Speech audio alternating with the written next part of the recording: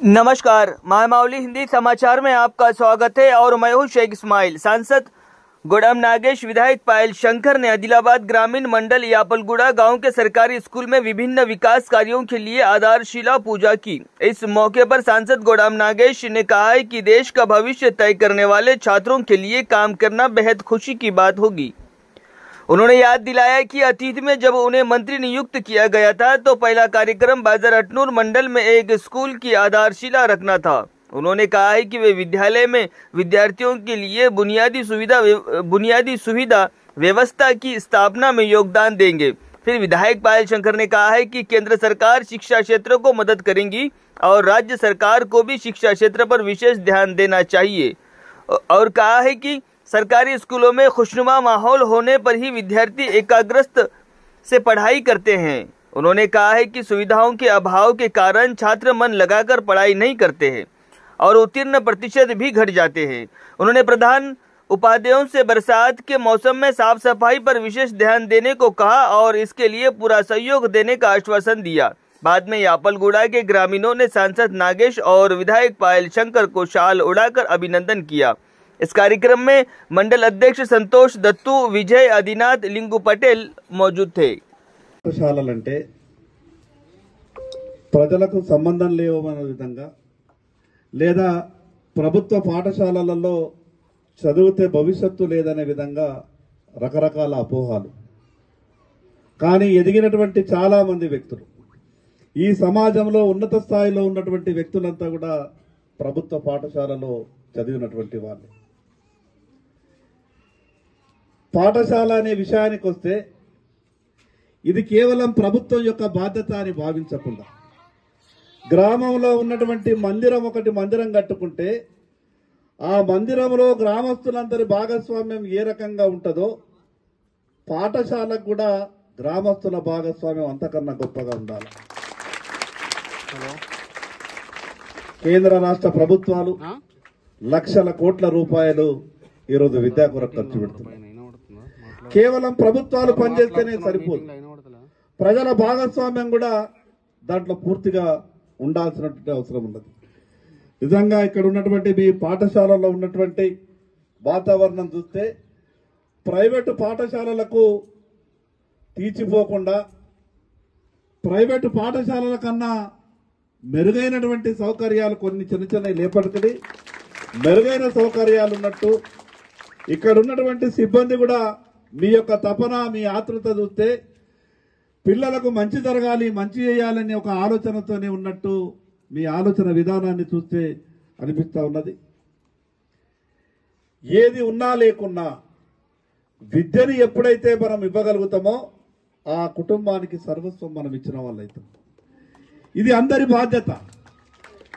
రకరకాల ప్రచారాల వల్ల ప్రైవేటు పాఠశాలలలో ఏదైతే లక్షల ఫీజులు పెట్టి చదివించే పరిస్థితి వస్తున్నదో దానికి భిన్నంగా ప్రభుత్వ పాఠశాలలలో కూడా చేర్పిస్తే మంచి రిజల్ట్స్ వస్తున్నాయనే విధంగా ప్రజల్లో కూడా ఒక అవగాహన, నమ్మకం కలిగించే విధంగా మనమంతా కూడా కలిసి పనిచేయాల్సినటువంటి అవసరం ఉన్నది.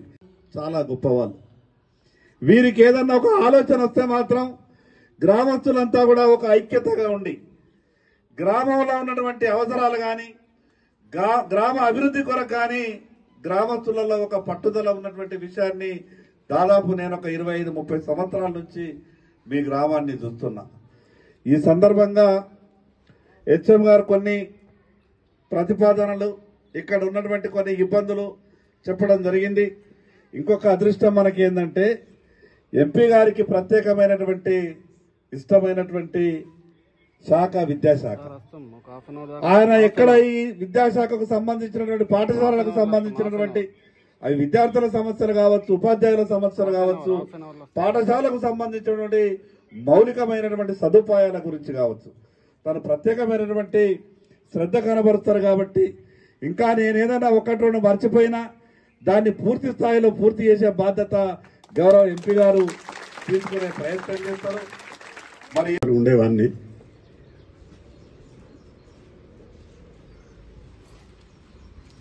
ఇక తప్పని పరిస్థితుల్లో మీరందరూ, ఎందుకంటే ఒక అభిమానంతో రావాలని చెప్పేసి మీరందరూ కూడా ఆహ్వానించారు.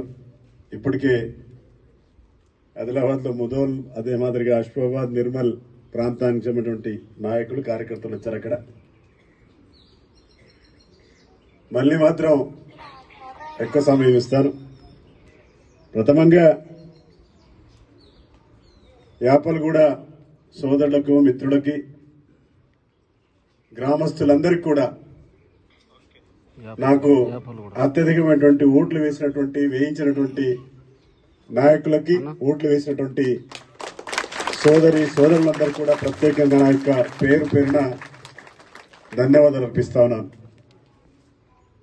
మొట్టమొదటి కార్యక్రమం మొన్న కూడా ఆదిలాబాద్ లో ప్రభుత్వానికి సంబంధించినటువంటి కార్యక్రమంలో భాగస్వాములు కావడం, ఈరోజు కూడా ప్రభుత్వానికి సంబంధించినటువంటి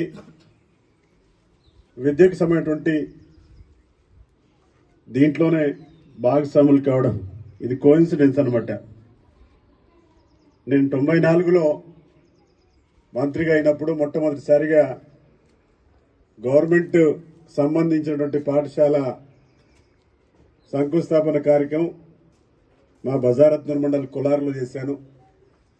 అయితే ఈరోజు మనకది ఇక్కడ మన యాపలగూడలో యాదృచ్ఛికంగా అది జరగడం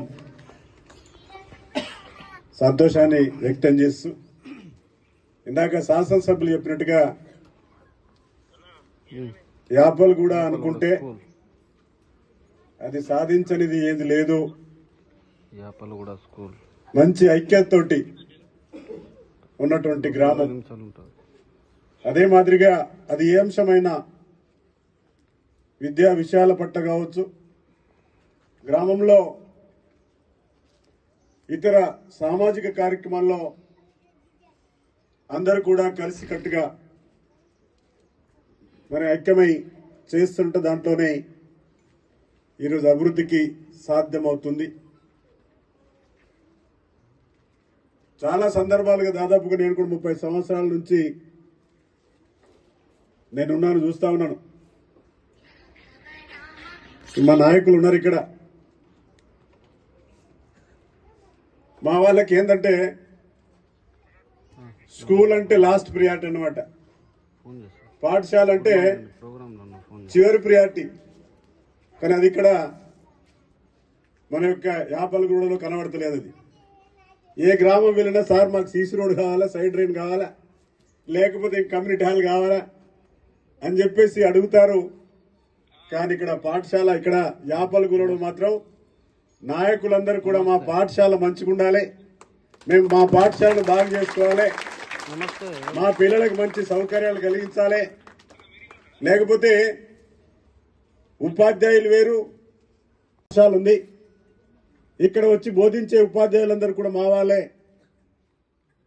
ఇదొక ఈ భావనతోటే ఈరోజు ఇక్కడ మంచి ఫలితాల్ని సాధించడం, కేంద్ర ప్రభుత్వం యొక్క నిర్దేశించినటువంటి గైడ్ లైన్స్ ప్రకారంగా ఇది ఎంపిక కావడం, ఇక్కడ పనిచేస్తున్నటువంటి ఉపాధ్యాయుల యొక్క కృషితో పాటుగా పాఠశాలకు సంబంధించినటువంటి పోషకుల యొక్క, విద్యార్థుల యొక్క, గ్రామస్తుల యొక్క పాఠశాలని బాగు చేసుకోవాలనే తపనతోటి ఇది సాధ్యమైంది. కాబట్టి ఒకటి ఈ సందర్భాన, ఎందుకంటే సరే మనకున్నటువంటి ప్రభుత్వ పాఠశాలలో ఇంకా చాలా చేయవలసినటువంటి అవసరం మాత్రం ఎంతైనా ఉంది. ఇప్పుడే 2-3 విషయాలు ఇక్కడ ప్రస్తావనకు తీసుకురావడం జరిగింది. కొన్ని సౌకర్యాలు కావాలి, ఇవైతే ఇంకా మేము మెరుగైనటువంటి మరి పనితనాన్ని చూపించడమే కాకుండా ఒక మంచి వాతావరణాన్ని క్రియేట్ అయితే, మంచి వాతావరణంలో విద్య జరిగితే అది బాగుంటుంది అనే విషయాల్ని ఇక్కడ ప్రస్తావనకి తీసుకురావడం, ఇక్కడ గ్రామస్తులు అదే మాదిరిగా సిబ్బంది ఇది కావడంతో అవి ఫలితాలు సాధించబడ్డాయి. తప్పకుండా, ఎందుకంటే పాఠశాలకు సంబంధించినటువంటి అదే మాదిరిగా గ్రామానికి సంబంధించిన విషయాల్లో నేను శాసనసభ్యులు, ఎందుకంటే అనేక సందర్భాల్లో నేను గ్రామానికి అప్పుడు కూడా రావడం జరిగింది. తప్పకుండా ఈరోజు మీరందరూ కూడా అత్యధికంగా నాకు ఆశీర్వదించారు, ఓట్లేసి ఆశీర్వదించారు. పాఠశాలకు సంబంధించిన విషయంలో కావచ్చు, లేకపోతే గ్రామానికి సంబంధించిన విషయంలో కావచ్చు, తప్పకుండా నా యొక్క సంపూర్ణమైనటువంటి సహకారం ఉంటుందని చెప్పేసి ఈ సందర్భంగా నేను మీ అందరికీ మనవి చేస్తూ